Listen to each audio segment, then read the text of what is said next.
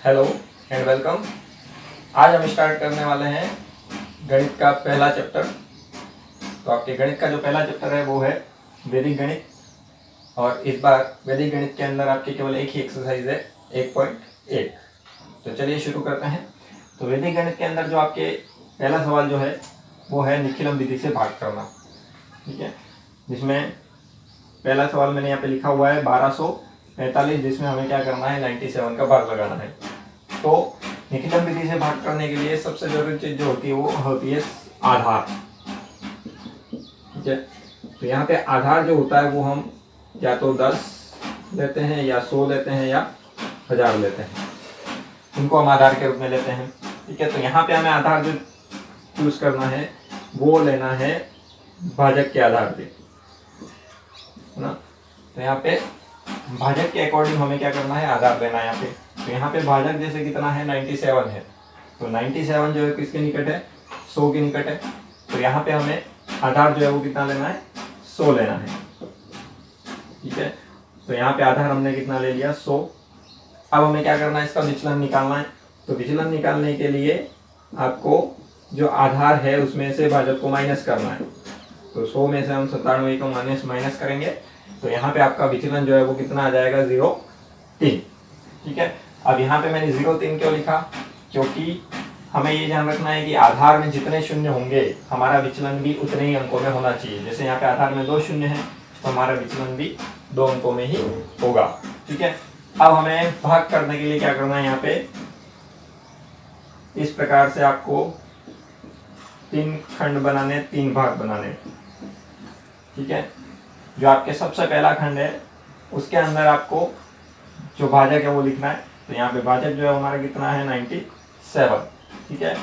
और उसके ही नीचे यहाँ पे लिखना है आपका जो विचलन है। तो विचलन जो है आपका कितना है, 0.3, वो वहाँ पे पहले खंड के अंदर ही लिखना है। उसके बाद जो लास्ट वाला खंड है उसके अंदर हमें क्या करना है कि हमने जो आधार लिया है उस आधार के अंदर जितने शून्य होंगे उसके अनुसार जो भाज्य है उसके पीछे से उतरे ही अंक हमें यहाँ पे तीसरे खंड के अंदर लिखने हैं। जैसे यहाँ पे आधार के अंदर कितने 2 शून्य हैं, तो यहाँ पे हमें जो भाज्य है उसमें उसके पीछे से जो 2 अंक हैं उनको हमें कहाँ लिखना है, यहाँ पे तीसरे खंड के अंदर इस तरह से लिखना है। और बाकी जो भी अंक बचते हैं उनको यहाँ पे बीच वाले खंड के अंदर, मध्य खंड के अंदर लिखना है, ठीक है। अब हमें आगे सबसे पहले जो मध्य खंड के अंदर जो पहला अंक है इसको यहाँ पे उतार लेना है, ठीक है, लिख देना है। अब यहाँ पे जो पहला अंक आया उसका हमें क्या करना है, यहाँ पे विचलन से गुणा करना है। तो यहाँ पे 1 का 3 से गुणा करेंगे तो गुणनफल कितना आएगा, 0.3। इसको इस प्रकार से लिखना है दूसरे और तीसरे खंड के अंदर, ठीक है। अब यहाँ पे इनको भी इसी तरह से जोड़ना है। तो 2 और 0 को जोड़ेंगे, कितना आएगा, योगफल 2 आया। अब इस योगफल 2 का वापस इस विचलन से गुणा करेंगे तो 2 का 3 से गुणा करेंगे, गुणनफल कितना आएगा, 6। तो यहाँ पे हमको लिखना है 0.6 इस तरह से। और लास्ट खंड के अंदर अब हमें इन संख्याओं को क्या करना है, इसी प्रकार से जोड़ना है जैसे यहाँ पे जोड़ा था हमने। तो 5 और 6 को जोड़ेंगे, 11 का 1, हासिल 1, 4 और 3 7 और 1 जोड़ेंगे तो 8। तो इस तरह से ये तो आ गया आपका भागफल और ये हो गया शेषफल, ठीक है। चलिए दूसरा सवाल करते हैं।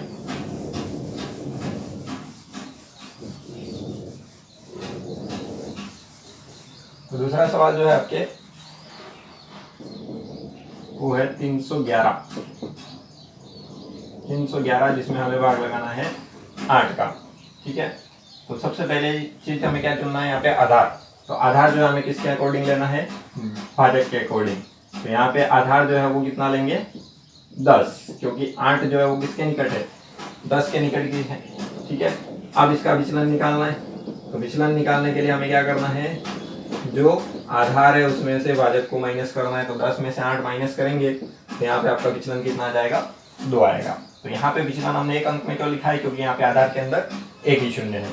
अब यहाँ पे हमें भाग करने के लिए इसी प्रकार से फिर से क्या करना है, 3 खंड बनाने, ठीक है। अब जो पहला खंड है आपके, उस पहले खंड के अंदर हम क्या लिखेंगे, जो भाजक है वो, और उसके नीचे लिखना उसका विचलन। ठीक है। और तीसरे खंड के अंदर आधार के अंदर जितने शून्य है उतने ही अंक भाज्य के पीछे से यहाँ पे लिखने। तो यहाँ पे आधार के अंदर एक शून्य है तो यहाँ पे भाज्य का एक अंक पीछे से यहाँ पे हम लिख देंगे, और बाकी जो अंक बचते हैं उनको बीच वाले खंड के अंदर लिखेंगे। ठीक है। और फिर से वही प्रक्रिया हमें करनी है। सबसे पहले जो मध्य खंड के अंदर पहला अंक है उसको यहाँ पे उतारना है, फिर उसका विचलन से गुणा करेंगे, तो 3 का 2 से गुणा करेंगे कितना आएगा 6। तो यहाँ पे हमको लिखना है 6। ठीक है। उसके बाद इनको फिर से जोड़ेंगे, तो 6 और 1 को जोड़ेंगे तो कितना हो गया 7। अब इस 7 का फिर से हम 2 से गुणा करेंगे तो कितना आएगा 14। तो यहाँ पे 14 जो है वो इस प्रकार से आपको लास्ट वाले खंड के अंदर लिखना है। ठीक है। अब यहाँ पे हमें सबसे मेन चीज मैंने कहा कि आधार, निखिलम विधि के अंदर आधार जो होता है मेन होता है। तो यहाँ पे जो आधार के अंदर कितना एक ही शून्य है, तो इसलिए यहाँ पे लास्ट खंड के अंदर हमने जो 14 लिखा है इस पूरे को हमें एक इकाई ही मानना है। ठीक है। तो इसको एक इकाई मानते हुए इसके साथ जोड़ना है। तो 14 को 1 में जोड़ेंगे यहाँ पे तो कितना हो जाएगा आपके 15। ठीक है। तो इस तरह से 37 जो है वो आपका भागफल हो गया और 15 जो है क्या हो गया शेषफल हो गया। लेकिन यहाँ पे दिक्कत क्या है कि जो भाजक है आपके वो शेषफल से क्या है छोटा है, यानी कि शेषफल जो है वो भाजक से कभी बड़ा नहीं होना चाहिए।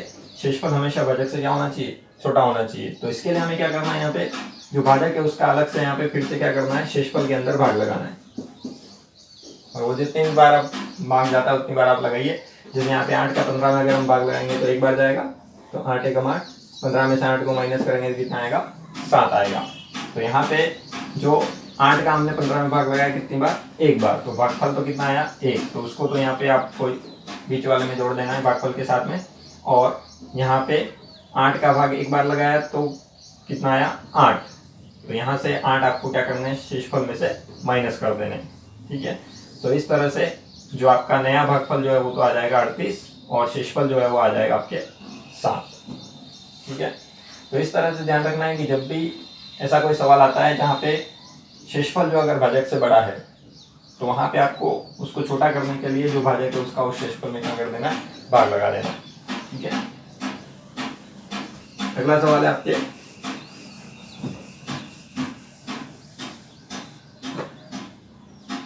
तीसरा सवाल जो है इसके अंदर आपके 1013 और उसमें आपको भाग लगाना है 88 का। ठीक है। तो यहाँ पे भी सबसे पहले तो हमें लेना है आधार। अब 88 जो है वो 100 के निकट है, इसलिए यहाँ पे भी आधार जो है वो कितना लेंगे हम 100 लेंगे। उसके बाद आपका विचलन जो है निकालना है, तो विचलन निकालने के लिए 100 में से हम क्या करेंगे 88 को माइनस करेंगे, तो यहाँ पे विचलन कितना आ जाएगा 12। ठीक है। आगे फिर से हमें क्या करना है 3 खंड बनाने इस प्रकार से। ठीक है। और सबसे पहला खंड जो है उसके अंदर हम लिखेंगे भाजक और उसके नीचे लिखना उसका विचलन कितना है 12। ठीक है। अब मध्य खंड और प्रतिखंड, तो प्रतिखंड के अंदर सबसे पहले हम क्या करेंगे आधार के अंदर जितने शून्य हैं भाज्य के उतने ही पीछे से इतने ही अंक हमें यहाँ पे लिखने हैं। तो यहाँ 2 शून्य है तो भाज्य के पीछे से 2 अंक है 13, वो यहाँ पे हम लिख देंगे और बाकी जो अंक बचते हैं उनको यहाँ मध्य खंड के अंदर लिखना है। ठीक है। अब सबसे पहले मध्य खंड के अंदर जो पहला अंक है उसको यहाँ पे लिखना है, फिर उसका हमें विचलन से गुणा करना है। 1 का 12 से गुणा करेंगे कितना आएगा 12, तो यहाँ पे 12 को इस तरह से लिखना आपको। ठीक है। अब यहाँ पे इनको जोड़ेंगे तो 0 और 1 को जोड़ेंगे तो यहाँ पे कितना हो गया 1, फिर 1 का वापस हम 12 से गुणा करेंगे तो यहाँ पे गुणनफल कितना आएगा 12। ठीक है। अब मध्य लास्ट खंड के अंदर भी इनको इसी प्रकार से जोड़ना है। ठीक है। तो 3 और 2 को जोड़ेंगे कितना हो गया 5, 2 और 1 3 और 1 4। तो इस तरह से ये हो गया आपका भागफल और ये हो गया शेषफल। ठीक है। अब यहाँ पे हम देख लेते हैं, तो यहाँ पे शेषफल जो है वो भाजक से छोटा है, इसलिए आगे हमें इसको छोटा करने की आवश्यकता नहीं है। ठीक है। तो आपके निखिलम विधि से भाग के लिए 3 सवाल यहाँ पे दिए हुए हैं। उसके अलावा मैं कुछ उदाहरण आपको दे रहा हूँ जो आपको करने हैं।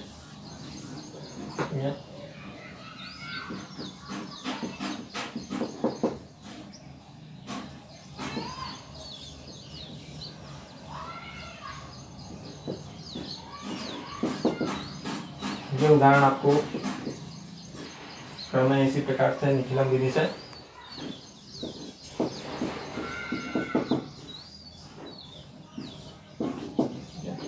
ये तीनों एग्जाम्पल आपको निखिलम विधि से करना है, ठीक है। और आगे के सवाल हम नेक्स्ट वीडियो में देखेंगे।